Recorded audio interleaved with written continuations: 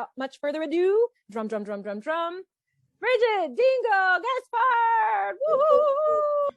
I'm Bridgit Dengel Gaspard, and so happy to be here. I'm the author of The Final Eighth, Enlist Your Inner Selves to Accomplish Your Goals. And I have been working on this book for a very long time because I was often stuck and couldn't understand why. And a lot of times people are like, well, just do it. Or, well, I think if I show up, that's enough. And that's great for those that don't show up. But I show up. I've always shown up. I always worked hard.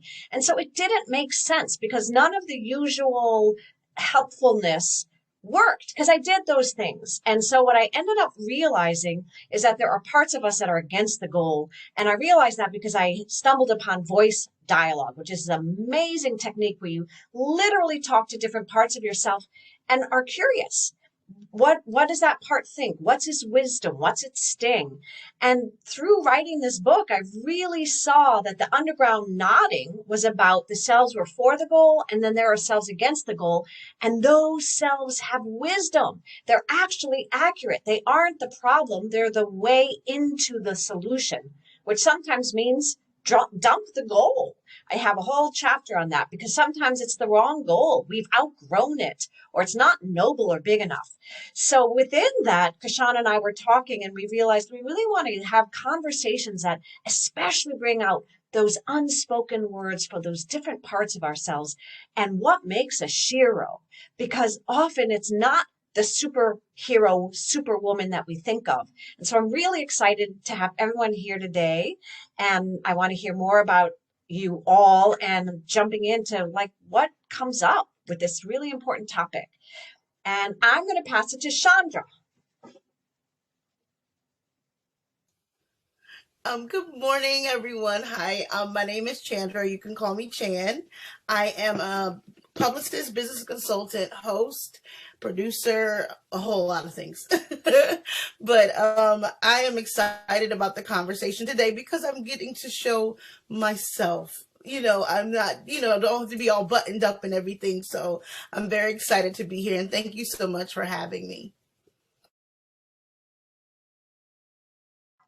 Who do you pick to go next? Wait a minute. Wait, you know what? I'm just going to go to the next square over. It's Marionette. Did I say it right? Marionette, thank you. Oh, Marionette. Okay. Thank you. So yes, I am Marionette Medrano, originally from the Dominican Republic. And I actually, though, have spent more time in this country than what I actually spent in the Dominican Republic. I am a psychotherapist and a poet, a writer. I have 7 books of poetry published, and usually my work as a psychotherapist appears mostly through essays in journals and that kind of publication. And the psychology of the selves is something that has been threaded throughout my work. And specifically, I had studied the divine feminine within the Taino culture of the Caribbean. So when I came upon the voice dialogue and Bridgit's work, it just made so much sense to me because it easily intertwines with this idea of us finding a support or units in which we can lean on through identifying very particular archetypes, which you can then translate into selves or parts. So I'm really excited of being here today and joining the conversation. And let's see, how about Yolanda? Thank you. I'm Yolanda Shoshana in New York. You can call me Shoshi.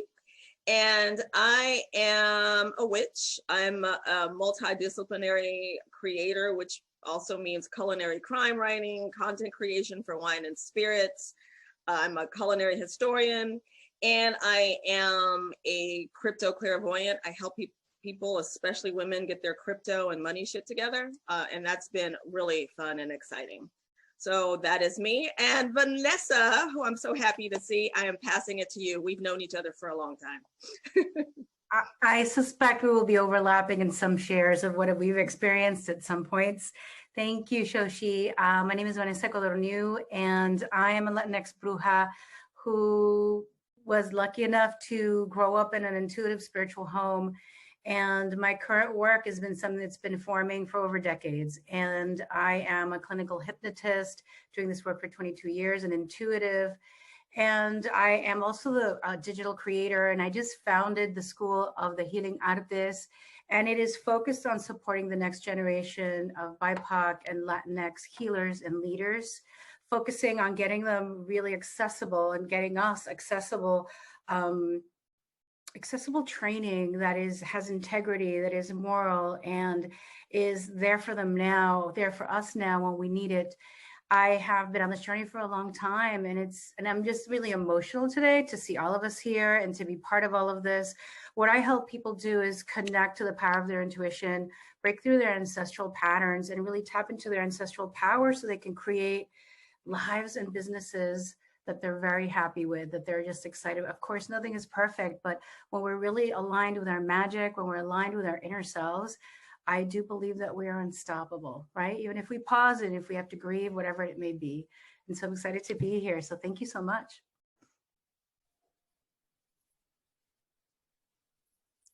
And that would leave me, I'm supposed. Okay, Shauna. Sorry, I didn't pass it. It's okay. I can be quite a pouncer, and I'm trying my best to like let the digital sort of timing, work out before I start hopping all over the place. My name is Kashana Evans. I am the founder of Kissing Lions Public Relations. And what that really means is I'm an independent consultant. I'm a brand marketing communications and public relations strategist. I have a background in wellness, so have studied Reiki, non-plant medicine, shaman healing, and also voice dialogue, along with a myriad of other, sort of methodologies and philosophies that are really there to enhance our healing journey and our empowerment journey. I'm super excited that I have the opportunity to work alongside Bridget. She is such a fantastic beacon of light, as many of you are, in terms of that healing message and really being courageous and just saying what needs to be said. So I'm really excited that you're all here today, and we're going to jump right into this magic.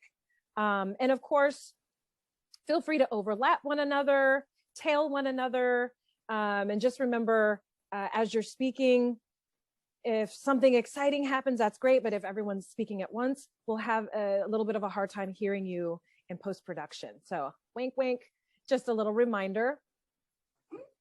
Okay, excellent. So let's jump in. As mentioned, today is about taking a temperature on societal bias against unsung SHEroes. And that doesn't just mean the part of us that makes us popular, the part of us that makes us be accepted, the part of us that's admired, and that, people really have a response to. Sometimes unsung SHEroes are the brujas, are those that are paving the way through expressive therapies like poetry, voice dialogue, and also those that are self-defining, leaning into new industries and really just honoring their gifts.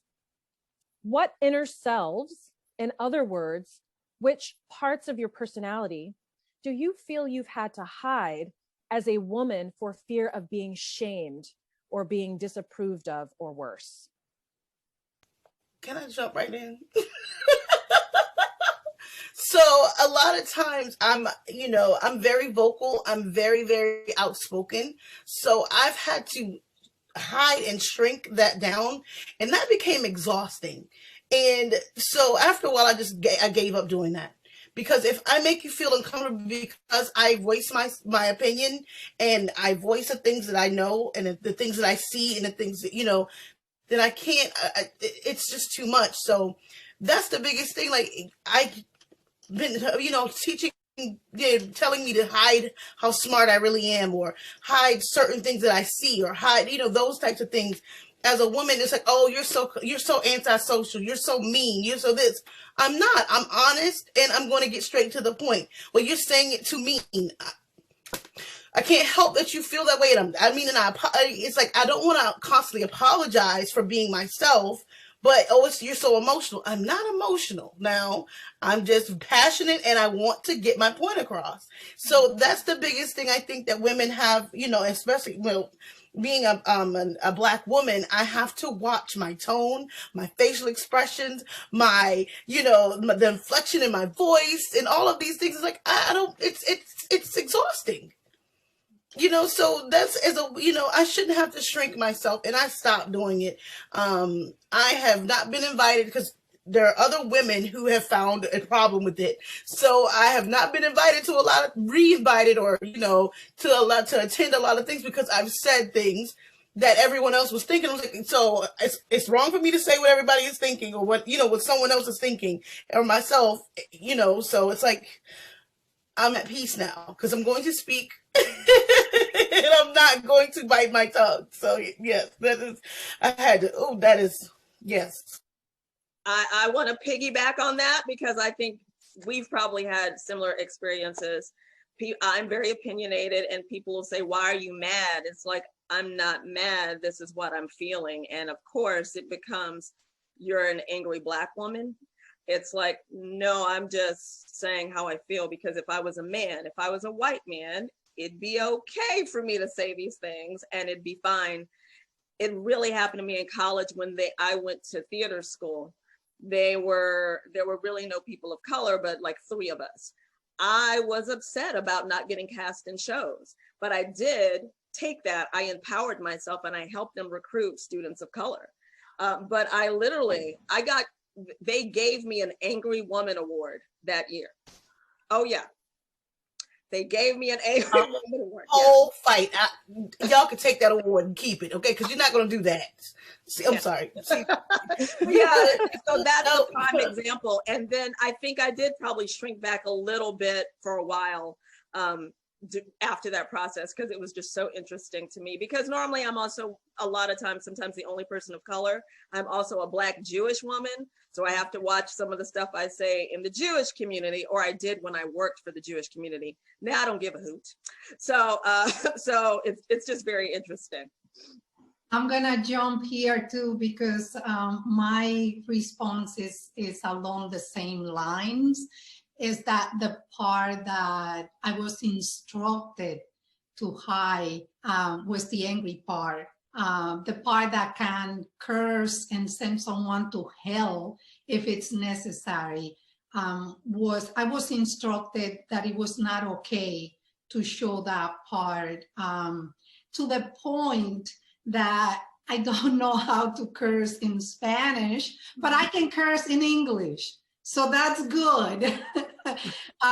But growing up in a colonized country that also happened to be an island, I endured the constrictions of what we call insularism, that idea of always being, tied up, and always kind of managing your reputation, because you're in danger of being seen as something negative if you show up as you are. So that narrow thinking was also wrapped in the hideous patriarchal thinking that, as you were pointing out, if you are male, and if you happen to be, in the case of the Dominican Republic, if you happen to be light skinned, you are totally, absolutely entitled to everything.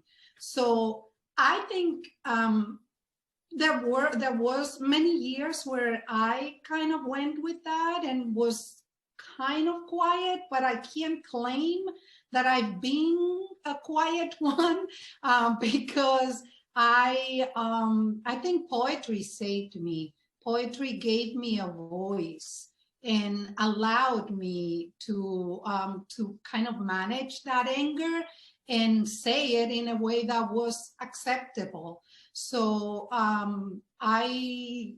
anger is that part that at times when I look back, I can say that the fear of appearing angry led me to endure more than what I should have. And I don't think I went to the extreme ever, but I did endure situations that I shouldn't have, just for the fear of voicing it. So yeah. Wow. Marianne. Oh, sorry. Who was that? No, Vanessa, but I'm Yes. sorry, you were going to speak. No, please go. Marianela, you just really brought something up in me, you know, el aguantar, right? To put up with, Spanish verb, right? To put up with, aguante, aguantar. And I grew up in a home where, while we were spiritual, so we weren't super religious, so that was good.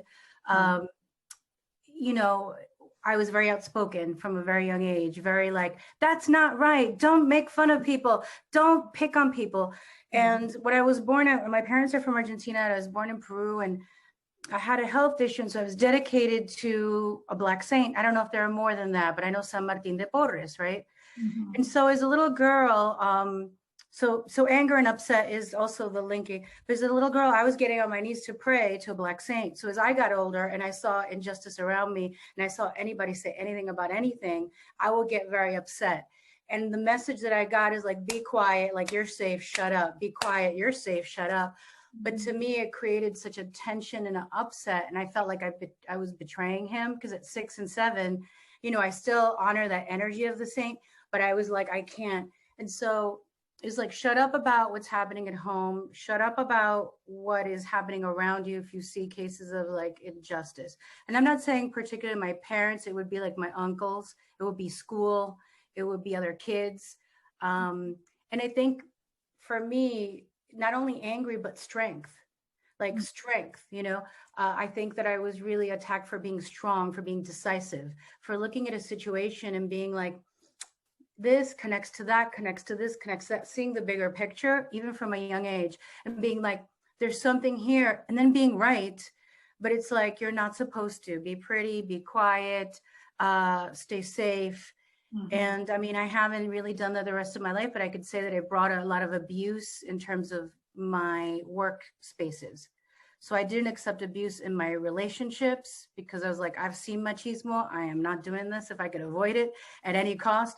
But at work, right, this whole thing, being alone in New York City, having to support, I was like, I reverted a lot. So in my personal life, I was like, no, this is wrong. I'm marching for this. I'm speaking up.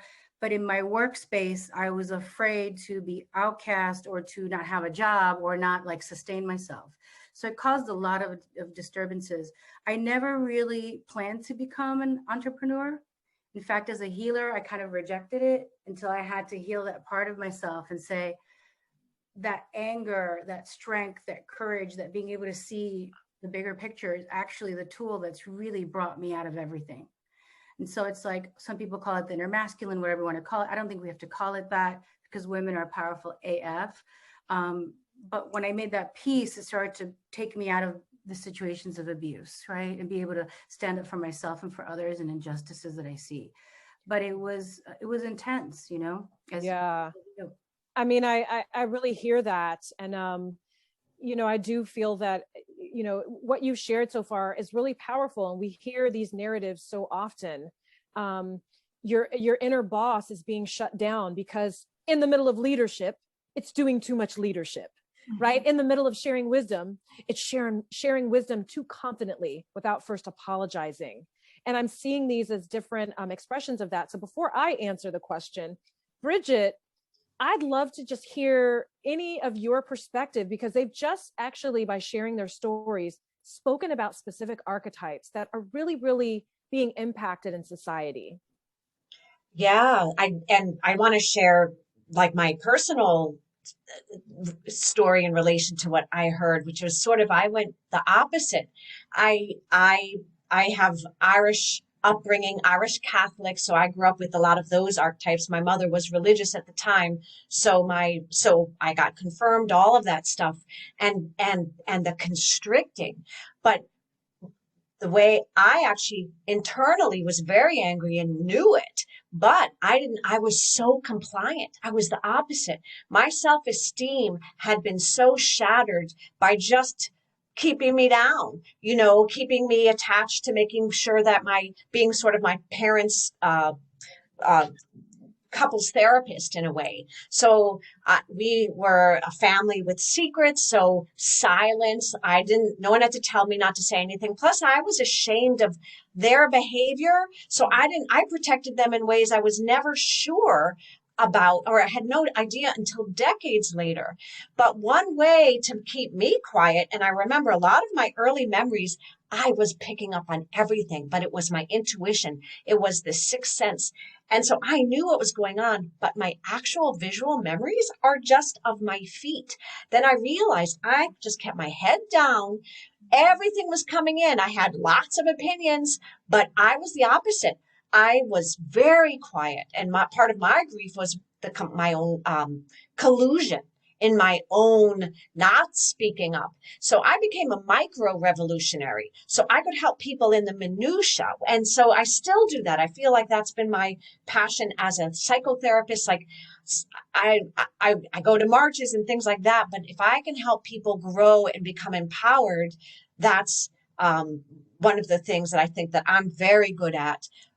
And so hearing, Kashana, what you said, just the different archetypes, also ancestrally, of the strength and of the patriarchal message. Ireland was also an island that the British took over and learned how to.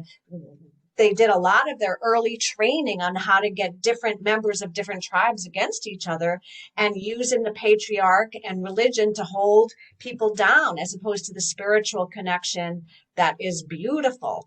And so I just feel such strength and the exhaustion of having to hold on to holding on. Like Chan said, F it. It's too exhausting. And besides, looking back, what regret that I didn't share things that might have been able to help people. And I just think the unsung SuperSHEroes within look so different, but are often shaped by the same forces. And so the angry silent girl, which would have been me, and I acted out, but I didn't act out loud. So it's just, it's really, I'm feeling the vulnerability of that. What about you, Kashana? What are your thoughts? Well, I'm just really impacted by what all of you've shared. I mean, and I know we started our little warm up and we happen to be talking about one of my favorite topics, expletives. So let me go ahead on in and unpack this, because I have a real unsung SHERO within my own journey, which is, for those watching who may have seen plenty during their early adolescence, which would be me. I've had early adverse adolescent experiences. Adverse childhood experiences. I'm getting my ACE acronym all mixed up. So those are the experiences that really shaped a lot of how I wanted to show up in the world. It shaped how I want to be strong, how I want to be different, and how I want to change things. And for a good long while, how I wanted to save people from themselves and from the bad guys at large, right? And something that I've noticed throughout the years, especially recently, right? Because I am in the communications industry. I noticed that, when people talk about expletives, the indoctrination, I have an inner expletive queen, and she will drop F-bombs like it's raining. And to me, my real frustration in that unsung SHERO is, first of all, people so rarely will hear the judges, let's just say, the judges out there will so rarely hear a Black woman drop an F-bomb and say to themselves, this is a Black woman X, and it's possible she's had a different experience than me.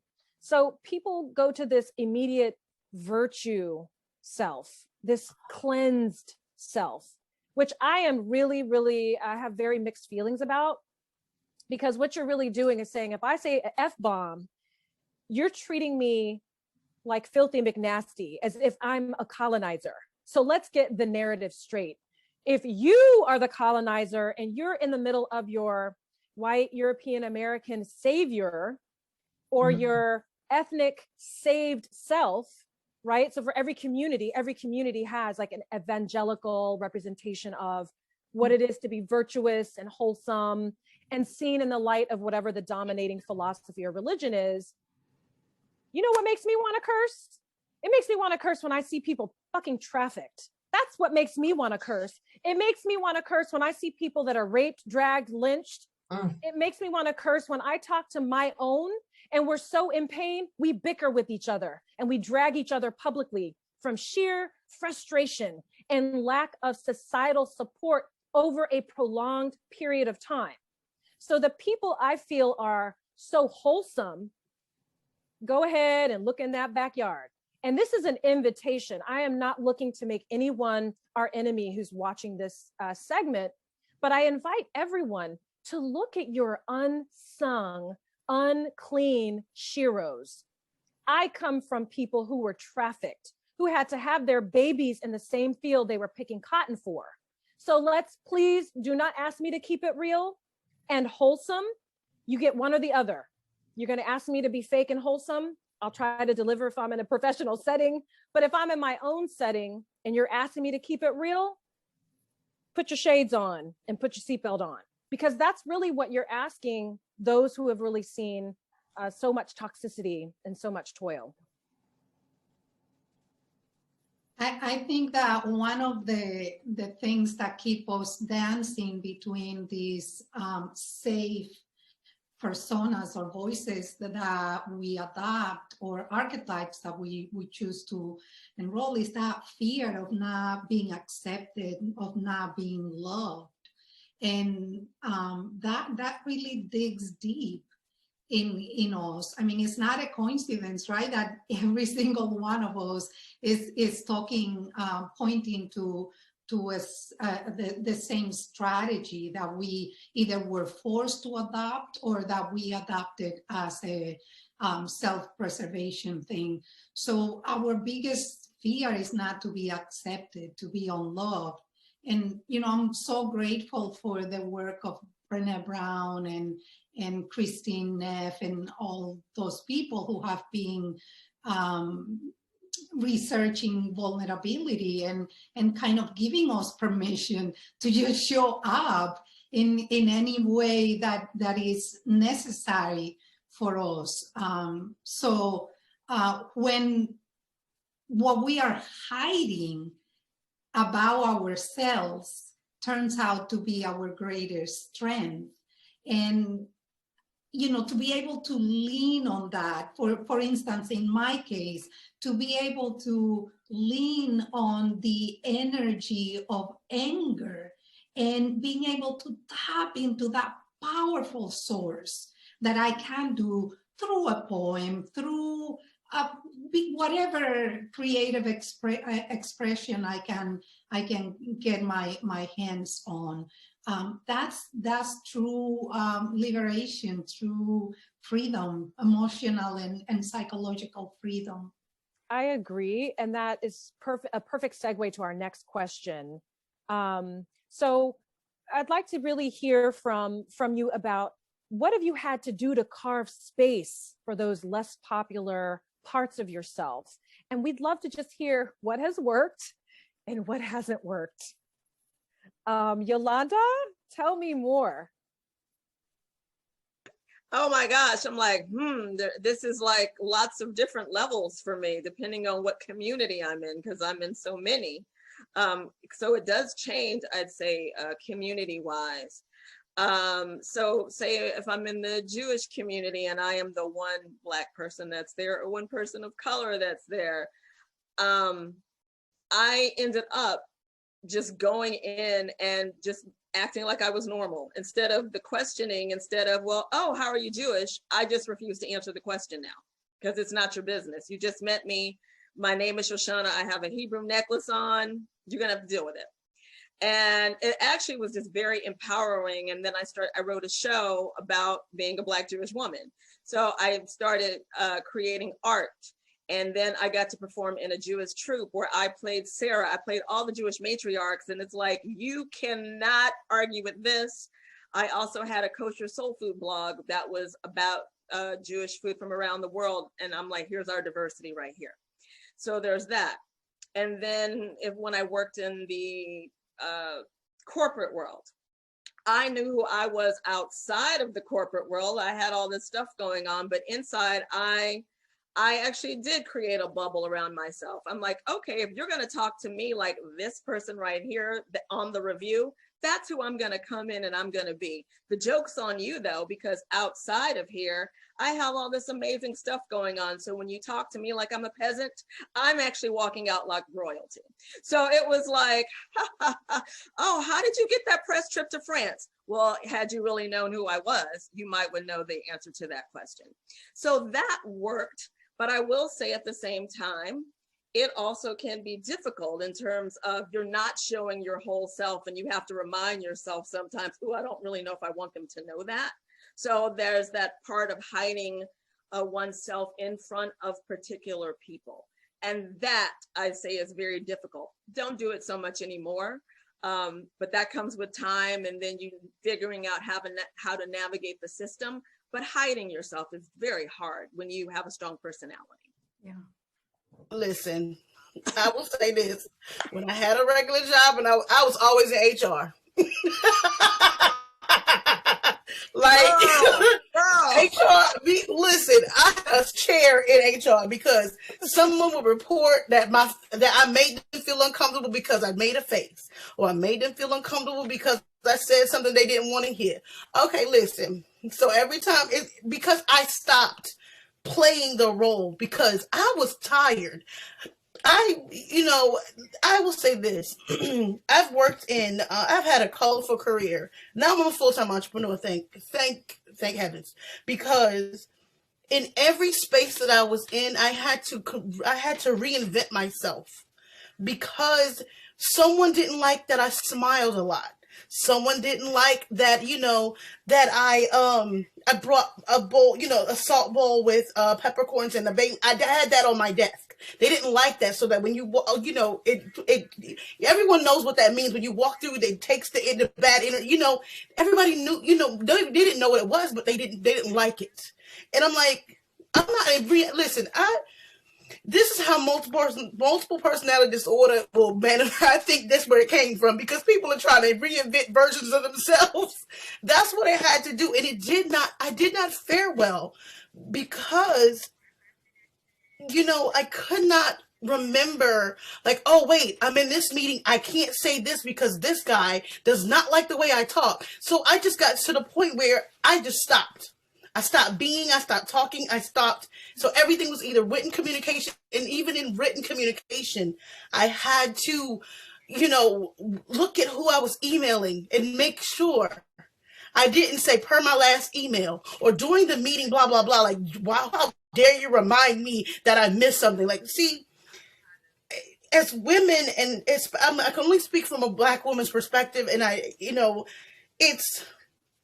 it's hard to manage those multiple personalities that I had to be. And then when I got to DOD, it was totally different. They wanted me to be assertive. They wanted me to be that way because that's how they got the answers that they needed. But when I'm in a draft meeting or I'm teaching, or, I had to be docile and, placate the special agent in charge who didn't like women, telling him what to do. And it's like all of these things played into the different things that I'm willing to tolerate and not tolerate anymore. Like I'm just not gonna. I just can't do it. I can't do it because my hair was falling out. I couldn't sleep sometimes. I was exhausted. I was in therapy more than I should have been. So coupled with all of that, and then real life, it's just too much. I could. This is probably why I am a truth speaker, because I don't know how people lie. I don't. Because how do you maintain all of these versions of yourself and get them straight? It will drive you crazy. So yeah, I think that we need to keep bucking the system, and a good cuss out every now and then will let people understand like where the line is drawn. Like I'm a firm believer on give somebody a good cuss out so they know what the line is when they're talking to you. Because yeah, I don't tolerate anything anymore. You got one time to go across that line, and then I'm gonna get you together. I may cuss you, and then I'll say, "Be blessed." But it's out of love now. I'm trying to save you from things that could happen, because you'll wind up in a jar. I'm just saying, I don't want to do that. Okay, so that's Chan's cuss love. Let's just, for the record, know Chan's cuss love. That's a shirt. That's a is t-shirt. an unsung SHEroes. Yes. That's galvanizing to let people know I'm gonna check you, but then I'm gonna help you get up on your feet. Yes, I'm gonna dust you off now. I'm gonna dust you off like a good woman would, and I'm gonna go ahead and send you into your future. Thank you, but it to help them to become better, because you're not going to treat anybody else like that. Now, I'm gonna save you from getting your head knocked off down the road. So let me go get you together.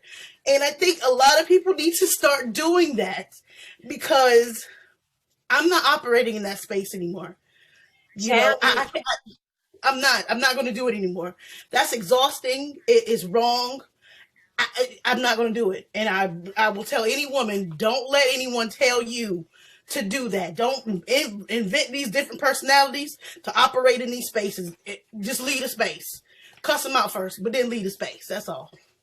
Tanya, you're making me realize the multiple personality, the disorder is the culture. Because in fact, current research shows that multiple personality is healthy. The idea is that we have different parts and they all have wisdom. And if we were allowed to be our full selves and have access to the parts that we want, then there's not a problem. And so you made me see the disorder is literally having to be just in this very toxic environment. So let me just bring my little sliver of herself. I have a friend who used to talk about a boss. She was a friend colleague. She's like, oh, we have to go to the meeting. Leave all of yourselves at the door. And we would laugh. This was like 2 decades ago, but weren't even aware, but we got the message. Like, don't, just like bring your cutout self, and just, they need a certain number of whatever humans, but not actually bring yourselves. So thank you for that. The disorder is what's required by a toxic culture, and not the fact that we have all of these different archetypes. You made me see it in a way I've never quite clarified before. So thank you. You are most welcome.